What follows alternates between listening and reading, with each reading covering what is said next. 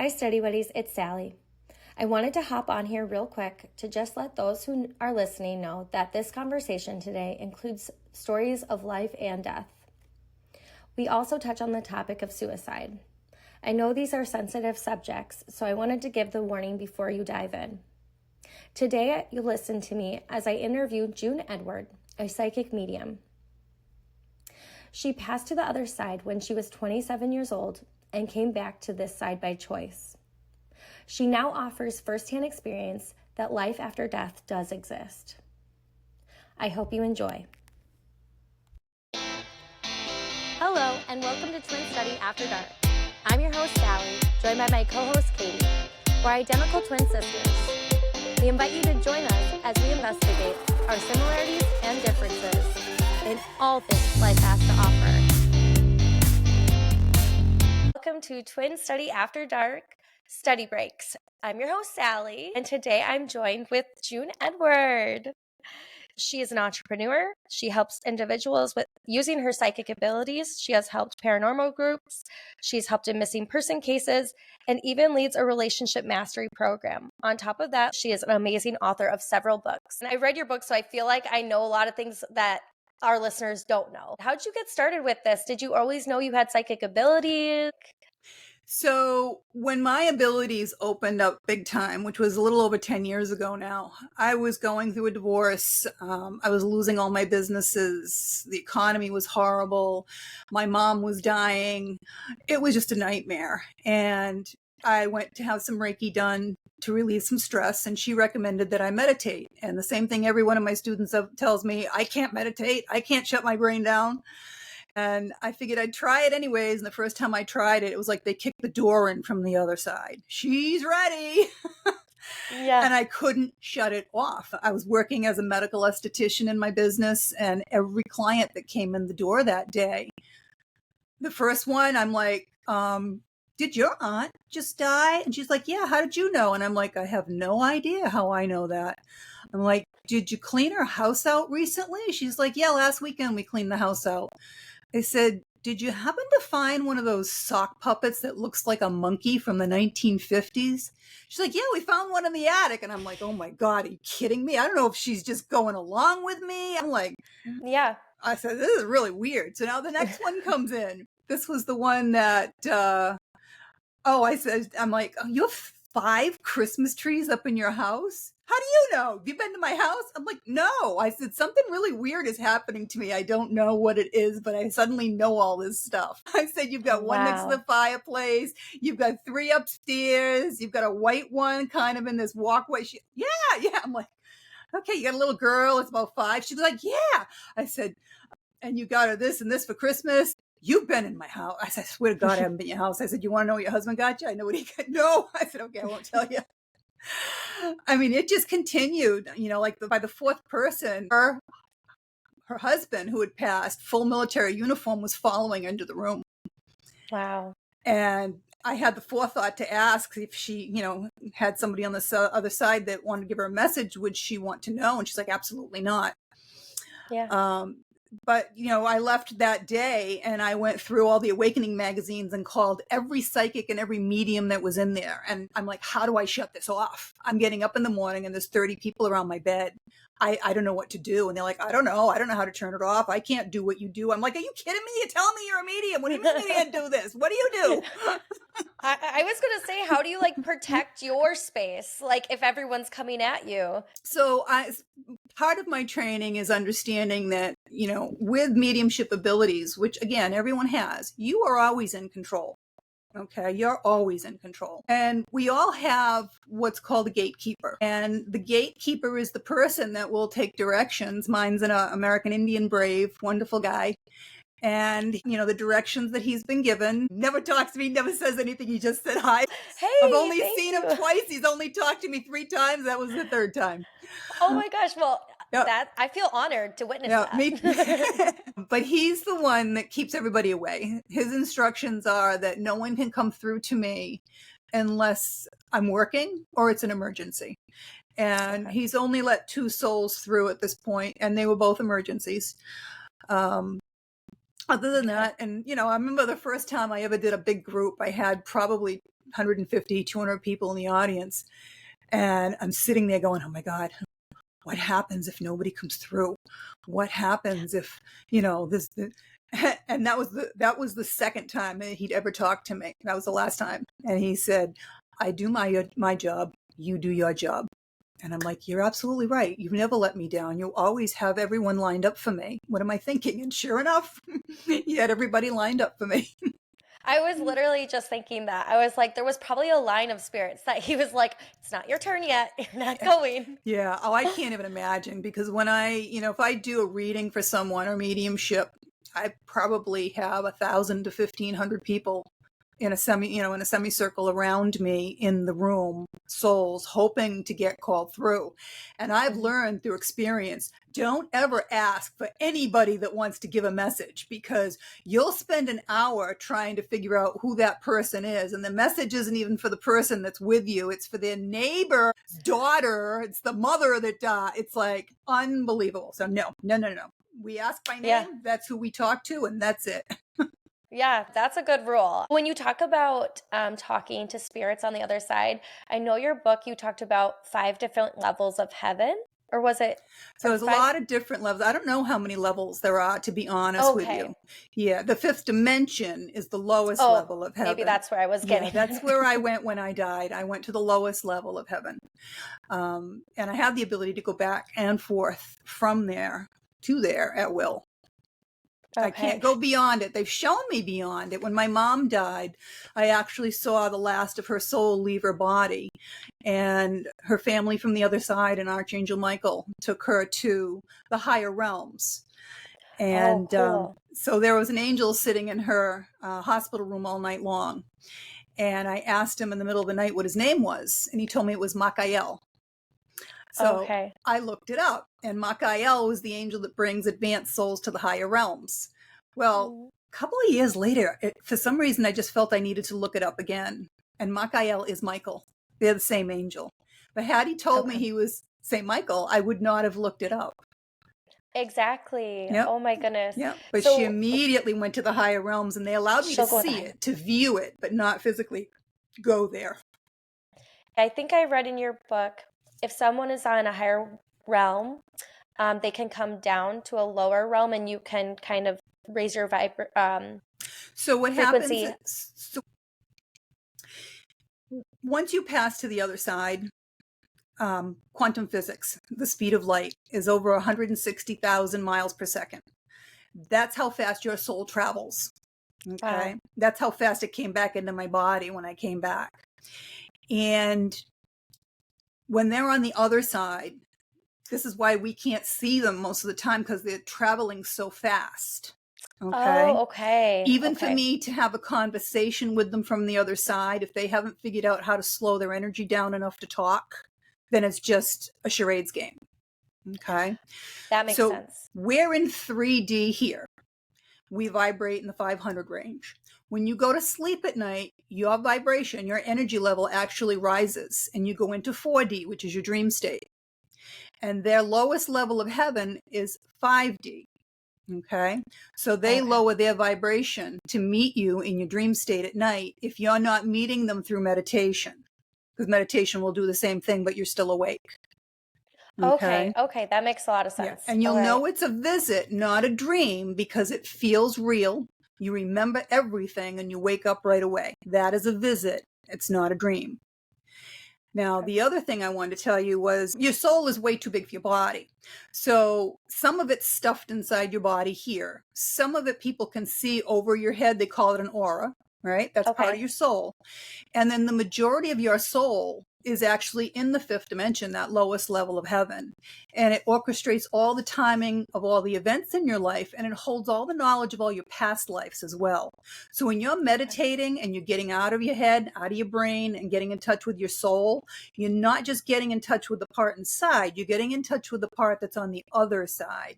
This is why your vibration rises exponentially. And when we talk about vibration, energy, frequency, it's all different words for the same thing. Okay. Okay. But that's what's raising your vibration exponentially, because that's at 160,000 miles per second Okay. versus No. 500. The megahertz on here is 528. I don't know what the megahertz is on 160 million miles per second. Oh my gosh. No, thank you for explaining that. I seriously love everything you have to share. When you were talking about seeing auras, one time I was at the grocery store and I brought my 4 kids with me, and it was around Christmas, and I was like honestly a little overwhelmed. Like they all wanted something. The twins were screaming. Yeah, once you've had 3 kids, you could have 30, so it doesn't matter. Right? Yeah, It's true. 4 is like Because 30. it's just Yeah. chaos no matter what. Yep. So, but anyway, I was really stressed, and I was kind of stressed about money at the time too.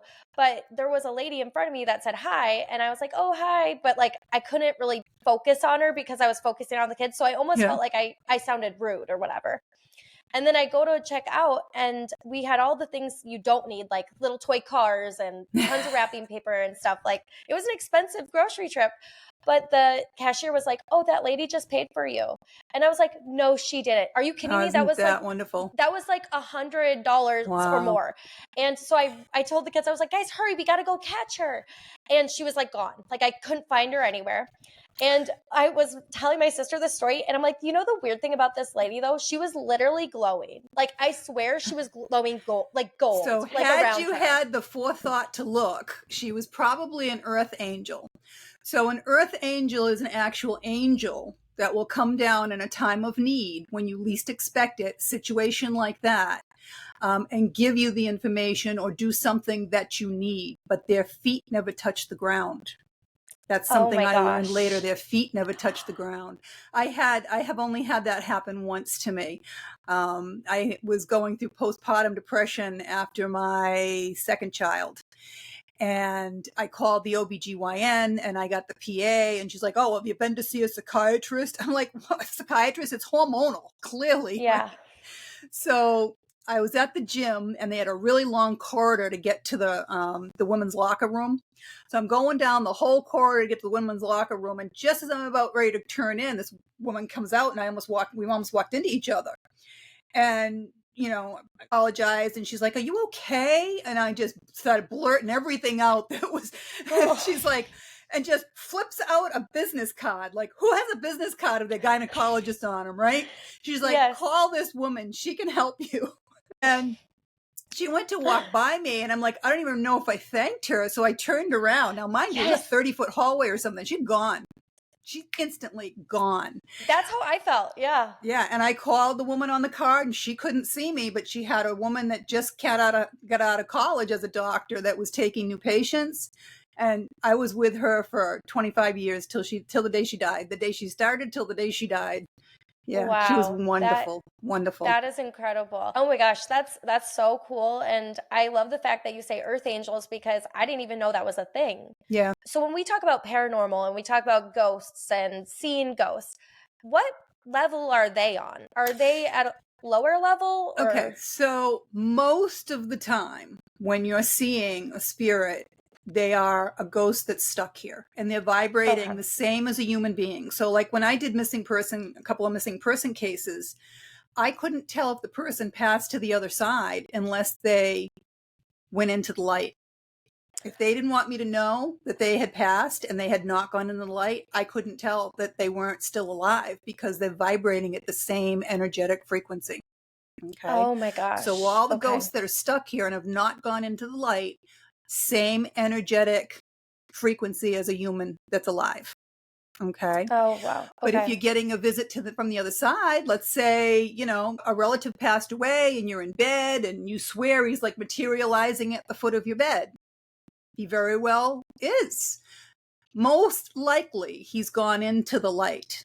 Okay. And he's actually trying to slow his energy down enough to materialize. That's a lot for them.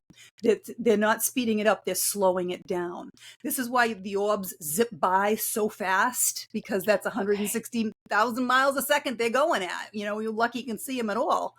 But it's a lot of energy for them. Even to be able to move objects and things like that, they've got to slow their energy down enough to. If anybody watched Ghost, great movie. Ghost was so authentic. It truly was in so many ways. And Patrick Swayze's trying to push an object and his fingers going through it, right? Yeah. Because he's got to be able to slow it down enough to be able to focus the energy. Yeah. Oh my gosh, I've never had it explained like that. And also Patrick Swayze is like my all-time favorite because I love Dirty Dancing so much. Yeah, he was wonderful. I love that you did mention him, but no, thank you so much for explaining that because that makes a lot of sense. Yeah. Can you explain reincarnation? Because I know you mentioned we have previous lives.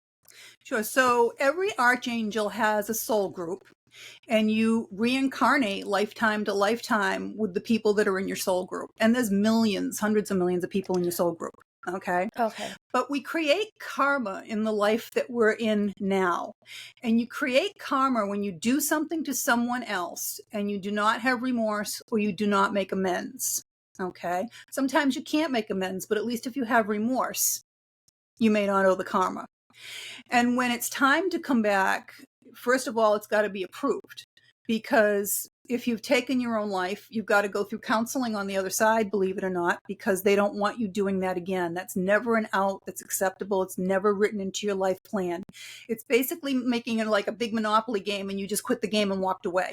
And now the angels have to figure out all these connections to fix for everybody that you were supposed to interact with. So karma is not a bad thing. Okay. Everybody thinks. Yeah. So people don't understand, or they forget that we're really all here to help each other. We're all here to help each other learn the 5 lessons that our soul has to learn so that it can advance. Okay. And if you stole money from somebody in a past life, didn't have any remorse, you now owe that person in this lifetime, right? Well, it doesn't necessarily mean they're going to come in and steal money from you in this lifetime. Maybe they're going to come back and be your boss and teach you how money works, because money is energy. Everything that's happening and everybody in your life is here for your highest and best. They really only want their soul to be able to learn and advance and to help teach your soul what it needs so it can learn and advance. So there are no accidents. Everybody that's in your life is supposed to be in your life. And the universe wants you to think you have free will, right?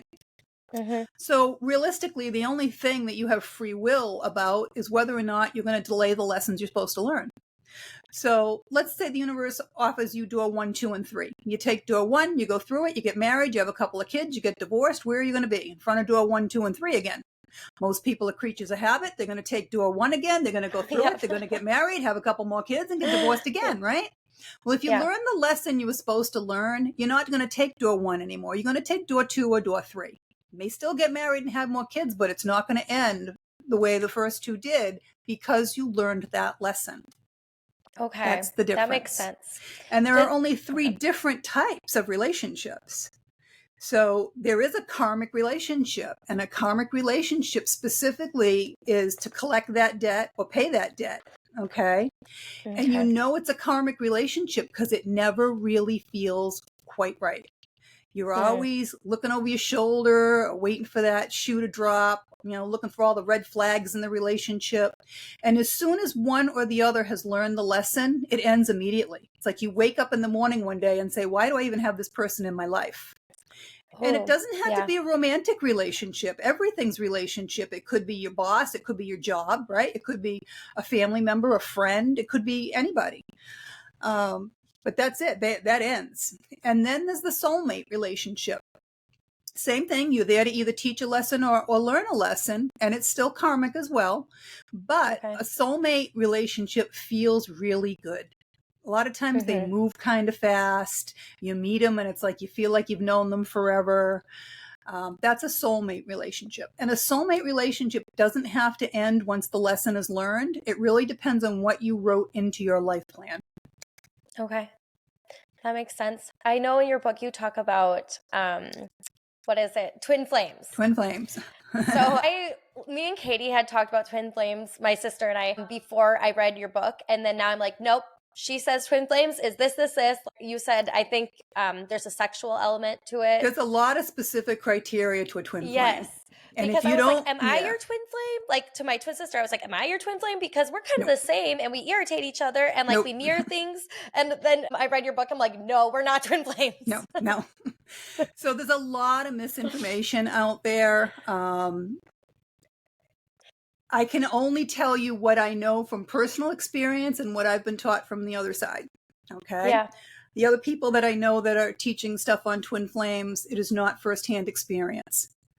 Yeah. And they are very rare. And thankfully, they're very rare because it's not something everyone would want. Trust me, they are not an easy relationship. It's not all, hugs and love. It's not how it works. So a twin flame literally is one soul that's split into two bodies and reincarnates into two separate bodies. And then they will forever after reincarnate separately. Now, at some predetermined point in your life that you planned out because you're ready for that change, you will meet. And when you meet, it's always extremely passionate, extremely sexual, extremely psychic, and extremely short. It lasts for no more than either a few days or a few months. And when you split, it's the most heart-wrenching experience you've ever had in your life. And your entire life goes down the toilet at that point. Okay. And this is where they say, oh, the dark night of the soul and all this stuff. It just tears you apart. Yeah. And usually only one of the two recognizes the connection. They both recognize it, but only one of the two is actually wanting it. The other one is scared to death and runs. Okay. This is why there's usually a chaser and a runner situation, because the person that wants it and understands it, when you're around that person, it's like a moth to a flame. You don't really even have a choice. Okay. It's almost like a stalking situation. It's crazy. And the other person, because they live in fear, just keeps running away from the feeling. They don't want to acknowledge it. And they're both need to learn the 5 lessons that everyone else does, but they also have to get on a path of helping humanity because they're here for a higher power. They're here to save humanity, basically. And, I've heard different numbers. I've heard 180,000 couples at any given time on the earth. Most of them do not reconnect in this lifetime because one or the other cannot get on their life path and get over the fear. Okay. So what people have to understand is while we're here in this 3D body, we have a brain in our head, right? Mm-hmm. Hopefully. Well, your brain is nothing more than a massive computer. Some people's computers are faster than others. Some of them have more storage space, right? But it's a computer. It helps you process all the information that you've been given. But your brain has a very specific job. Your brain's job is to protect you. How does it do that? It does it by creating fear. So people go around all day long making their decisions based on fear. Oh, I don't know if I want to get on that plane. It might crash. Oh, I don't know if I want to buy that new car. It might be too expensive. They make their decisions based on fear. And when you do that, it's a 50-50 crapshoot. Sometimes it works, sometimes it doesn't, but you're always questioning your decision. When you learn how to get in touch with your soul, and everyone has had something happen in their life where they just knew they were supposed to do something. Maybe they just felt it in their gut or whatever, but maybe it was they were supposed to marry this person, or maybe it was take this job, maybe it was move. Everyone's had it happen at some point in time that they just knew they were supposed to do something. That is their soul. They didn't question it. It worked out fine. That is their soul. So what I do is I teach people how to get in touch with their soul so they make the right decision 100% of the time. They don't question it. Life becomes amazing. You raise your vibration, you maintain it by balancing your energy, the law of attraction kicks in, and you can have anybody or anything you want in this world. It's absolutely incredible. I know. I feel like this is personal, but me and my husband were on 2 different levels. Like he's very in his head. He is so brain thinking, always like thinking about what could go wrong or fears and stuff. Everyone always says I'm impulsive, but I think at a young age I learned to like listen more to like my gut, I guess. But I know in your book you call it a knowing. And every time we've taken a chance together, it's because I get to the point where I'm literally crying and being like, Adam, we have to do this. And then like we do it and it turns out great. And when we come to moving or even like adoption and going that route and stuff, it has turned out for the best. And honestly, I'm so thankful for it. But it's just because I kind of felt like I knew it. And he has trouble turning off that brain more than I do. But I think because sometimes that gut instinct or that like impulsive feeling, it's kind of shamed. I feel like kids probably, yeah, we kind of train them out of just listening to your intuition or your soul. And that's really heartbreaking because if you had it in you all along, you just didn't know it. Like, but it's, it's really sad because if you go back thousands of years ago, it was trained and taught to everyone. Wow. So the father goes out to the fields, he's got to work all day, and there's an emergency in the house. Maybe one of the kids got hurt. She'd just scream in her head, Dan, come on in. And he'd hear it. Boom, 2 miles out. Mm-hmm. We didn't have phones back then. It was normal. It was absolutely normal. Yeah. That's crazy. That also reminds me of another thing. I've heard people say that they hear like someone talking to them in the room and then like there's actually no one there, but they'll hear someone say like mom, or I've heard people say that. Is that usually spiritual or is that something in your head? No, it's probably a ghost. It's probably a ghost. That they're hearing. Yeah. Yeah. Okay. People walk into a room and all of a sudden they smell cigarette smoke or cigar smoke that's all residual from the ghost. Yeah. Okay. So what people don't realize is they're everywhere. Think of how many people have died in this world, right? Yeah. And a lot of people don't go into the light for different reasons. I've gone into houses that the entire basement would be full of Irish immigrants from the potato famine.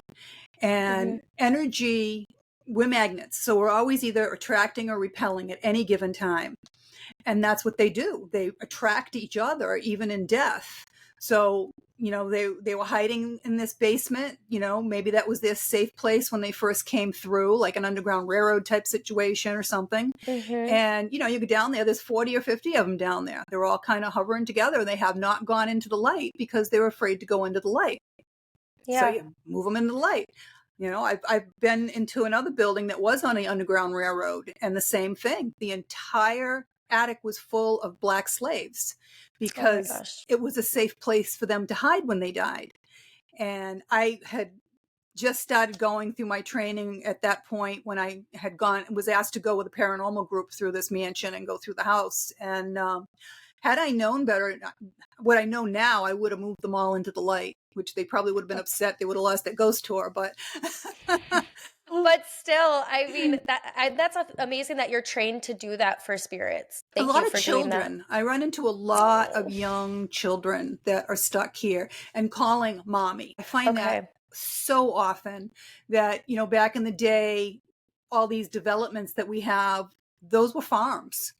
And a lot of kids died when they were young of typhoid or yellow fever or something like that. And there's a lot of children that, didn't go into the light. You see the light, but that doesn't mean you're going to go into it, especially as a child. You're kind of out of it having a fever. You don't really realize you died. You're still looking for your mom. You follow her around for a while and she passes, right? And then you're still looking for her. And these spirits are going house to house to house to house to house. Every woman they see, mommy. Yeah. Yeah, it's heartbreaking. Yeah. That is heartbreaking. Oh my gosh. No, I was going to say, do you have any advice for people? Because I feel like I hear a lot of people say they have a loved one that's passed, but they've gotten no signs from them. They feel like they don't have any communication from them. And they're like, they must be stuck, or I don't know why they're not talking to me. Or is there any advice? Is it them being closed off, or is it the spirit hasn't learned to lower their vibration? So even if they haven't learned to lower their vibration, they're going to contact them somehow, unless they think they're mad at them. If they think they let them down or they're angry at them, then they're not going to come. It's that simple, because nobody wants to get yelled at or have to be reminded that they let you down or things like that. The ones that have taken their own life are the toughest ones for me to bring through, but I can still bring them through because they think they let you down. Yeah. So a lot of times they're doing things, but you're paying no attention to it, not even realizing it. Maybe somebody's finding pennies all over the place. Maybe you're finding white feathers. Maybe you're finding lights on that weren't on before. Different things like that. Because I can guarantee you, as soon as you say their name or think about them, they're there. They show up immediately. I have never had that not happen.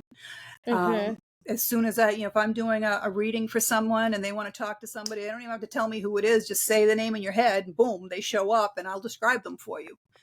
Yeah. So they're there. I guarantee they're there. You're just not picking up on whatever the sign is that they're leaving you or giving you. And you can try to be specific. I have some clients that have worked out like yes and no systems with different lights. Night lights are easy for them to work. Those touch lights are easy for them to work.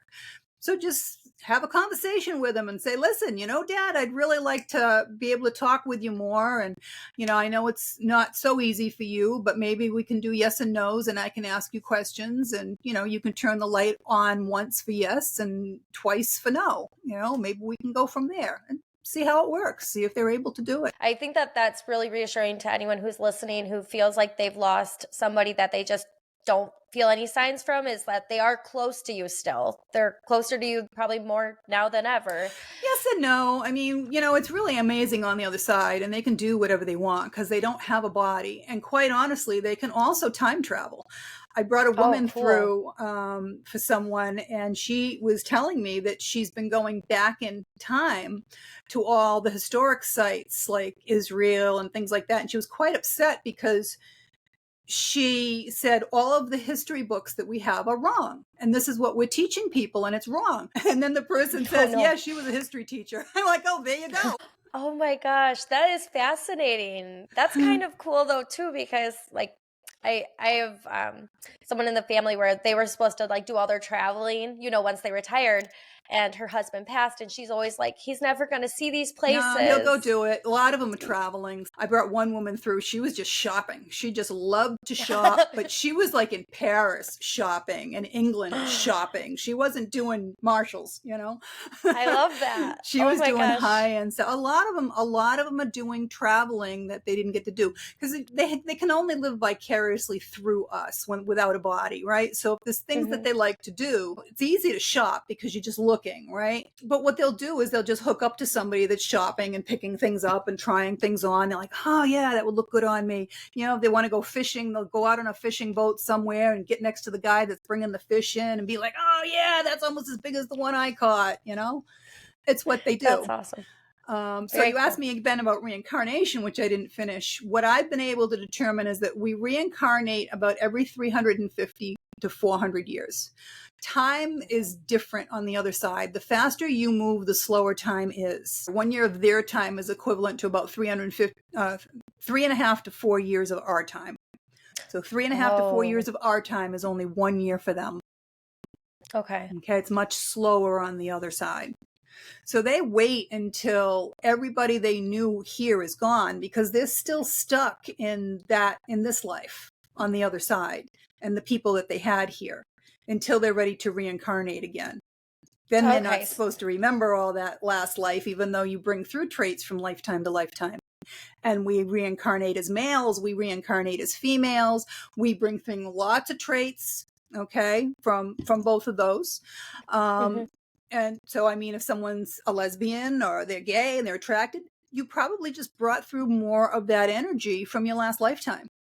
That makes sense. I remember I have been probably male more than female the last few lifetimes. And in this lifetime, I just had a lot of male energy. And, we're playing a role here, just like a movie, just like a movie or a play. You're here to play a role. And if something had to be fixed in the house, I wasn't giving my husband the opportunity to fix it. I'd be picking up the hammer and doing it myself. So now I've taken away from him his opportunity to play his role. Because that's all we're doing. You're playing a role in a movie here. That makes sense. So you have to be aware of that you're not taking that away from the person that's in your life. And remember, what did I come through to play this time? That's a good point. I was going to ask, so when people say, my son was born and I just know he's my grandfather, like I just know he was reincarnated, that's probably not true then, right? It's probably could very well be. Yeah. Oh, could it? Okay. Yeah. Even though it hasn't been the 350 years or... Well, how long ago did the grandfather die? So maybe yes, maybe no. There are exceptions to every rule. I was trying to bring a little girl through that was 10 years old one time who was a murder victim. And I could not bring her through. And someone from her other side or family came through and said, she's not here. She reincarnated almost immediately after she was murdered. So she's here. Okay. So it's rare, but it happens. Oh, that's Um, fascinating. Okay. and yeah, with the grandfather, yeah, it probably wasn't enough time. So it could be, but probably not. I know my middle son had been my father in a previous life. And the reason Okay. that I know that is because everybody was asking me if we can reincarnate as animals and trees. So when I was writing my first book, I went back to the other side and asked, and I didn't get any answers. Okay. Yes. Yeah, so I went to Because my he Akashic reincarnated? records. So I went to my Akashic records, which is your book of life, to see where this dog had been in my past life. And in my past life, my son had been my father, and he and I rescued this man from dying. And he came back in this lifetime as a dog. 4 years for my son, he had him, and 4 years I had him. Yeah. That is so cool. Oh, wow. Okay, that's really cool. Well, we're getting a little close on time, but I wanted to ask one more question. Is there anything that you can think of that people can do to stay at a higher vibration or maintain like a, I guess, more positive life? Stay off of social media. Oh, Stay away seriously. from the drama. For Don't real. buy, seriously, life's too short, and it does lower Yeah. your vibration. That's all it does. Ugh. Do things that you enjoy. It's the old adage I used to tell my kids: you can hang around with people that are going to bring you up or bring you down. Your choice. And so, hang around with somebody that is smarter than you, or that has knows knowledge or something that you don't, that can teach you something. All these things raise your vibration. Mm-hmm. Have fun, laugh, go to a comedy show. All of these things raise your vibration, but meditate to get in touch with your soul and protect yourself before you meditate. Because when you open yourself up to the universe, you're opening yourself up for both good and evil. Okay, that's a good. Yeah. And it's cumulative, dude, just so people understand that, they don't think they're connecting, but they are. Mm-hmm. And I recommend everybody meditate for 20 minutes, 2 to 3 times a day, because until you're very good at what you do, it's going to take you 18 or 19 minutes to connect. It'll Okay. take that long. And if you stay much longer, you'll be ungrounded. Okay. Is there, when you're meditating, is there a way to tell if you're just having an anxiety thought? Like, There if, is. If you're sitting there, you're trying to meditate, and all of a sudden it's like, oh, what do I have to do if I get grocery shop? That's you, right? Oh, I got to do Mhm. the laundry. Oh, I got to pick the kids up. That's you. Just keep on, clear that, stop, stop, stop. And if something Mhm. jumps in your head all of a sudden that you weren't thinking of, that's from the other side. Okay. What if it's like, because this happens to me and I'm so terrified, but I will like think something terrible, Yeah, scary things? you need to stop that, because you'll manifest that stuff into your life. The way the universe Yeah. works, it only hears what you tell it, okay? Hmm. And it only hears the positive. It doesn't hear the negative. So if you're trying to cross a Okay. street and you keep saying, I don't want to get hit by a car, I don't want to get hit by a car, all it hears is hit by a car. You're going to get hit by a car. Yeah. You have to stay positive. Well, I'm gonna learn to protect myself. That's Thank what you you for want to telling me do. that. Archangel Michael, call on him every time to surround you with love and light and protect you, and he will. Okay, that's Yeah. that's beautiful. That's wonderful. Well, we're getting close to an hour, but is there anything you'd like to tell our listeners about how they can find you, or anything about your book, that your newest book, or any of them, honestly? I want to go read all of them. I do, because I just loved your last one so much. But is So there my anything you want to tell people? Sure. My first book is a guidebook, basically, everything that I taught in psychic development and mediumship development. It's A Night on the Other Side. So that's a handy book for people that want information and want to learn how to tap into their abilities. And my latest book, All's Fair in Love and Karma, that book will explain to you why you can't hold on to money, why you keep repeating the same type of things, how come you keep bringing the same type of guy into your life, all that kind of stuff. And the Hmm. lessons that you need to learn. So if you understand the lesson, you learn the lesson, you won't bring in that type anymore either. Yeah. And then you are on social media. I know you have an Instagram. You also have a website. Yep, you go to the website, there's links to X, Facebook, and Instagram, I believe, on there. And tons of stuff on my website. You can spend a day just going through that. You can send me Awesome. messages through that as well if you're going to stay off social media, which is fine. I have to be on there. It's not my choice. There's information on the cruise. Again, if anybody's interested on the cruise, it's going to be a real blast. And I've got some really good perks for the cruise for anybody. I was able to get some real nice stuff like drink packages and things like that. It's Western Caribbean and Virgin Islands. Awesome. with 4 workshops. That's awesome. I'll link your information in our show notes today for anybody that's listening that wants to check you out. But thank you so much for joining me today. Honestly, you are a wealth of knowledge. I told somebody after like reading your book, All's Fair in Love and Karma, I'm like, I feel like it's life-changing. Like, I think people just all need to read this book. So truly, I recommend that to anybody who's listening, and I'm going to go read the rest of your books for sure. You are an amazing author and so skilled. Thank you so much for what you do. Oh, my pleasure. Thanks for having me. Hi, everyone. It's Sallie. We're going to leave our story there for today and pick up next week on Twin Study After Dark. If you've enjoyed our podcast today, please rate, review, and subscribe. We'll meet again next week for more Twin Studies. Bye.